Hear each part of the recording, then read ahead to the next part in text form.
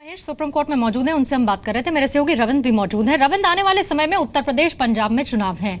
इस फैसले का कितना बड़ा राजनीतिक प्रभाव हो सकता है? देखिए पूर्णिमा, मोहन भागवत हो या सुदर्शन संघ हो या बीजेपी के नेता बार बार कहते हैं कि हिंदुत्व पर जो सवाल उठाते हैं उनको सोचना चाहिए कि ये कोई धर्म नहीं है, जीवन शैली है।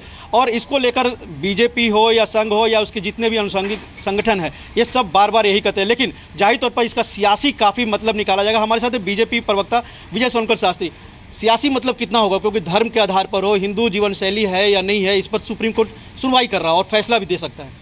देखिए, हिंदुत्व के बारे में जो बातें कही जाती हैं, गलतफहमियां पैदा की जाती हैं। हकीकत तो ये है कि हिंदू एक जीवन शैली है, एक जीवन पद्धति है। और ख़ास तौर से 1995 में एक बार इस पर सुप्रीम कोर्ट का एक जस्टिस वर्मा ने डायरेक्शन भी दिया था कि Hindu is a way of life. लेकिन सुरकर शास्त्री जी, अगर फतवे जारी होते हैं तो कहीं ना कहीं कई हिंदू संगठन भी हैं, वो कहते हैं कि अमुक पार्टी को जो हिंदुत्व का विरोधी है उसको वोट नहीं दें। फतवे भी होता है कि सांप्रदायिक पार्टी को वोट नहीं दें। कहीं ना कहीं सुप्रीम कोर्ट चाहे दोनों पक्षों की सुनवाई करेगा और कोई फैसला देगा। इससे आपको भी सियासी नुकसान हो सकता है? नहीं, देखिए, इससे सियासी नुकसान तो नहीं होगा, बल्कि हकीकत में हम लोग तो चाहते हैं कि हिंदुत्व पर चर्चा हो, हिंदू के बारे में ये बात स्पष्ट हो।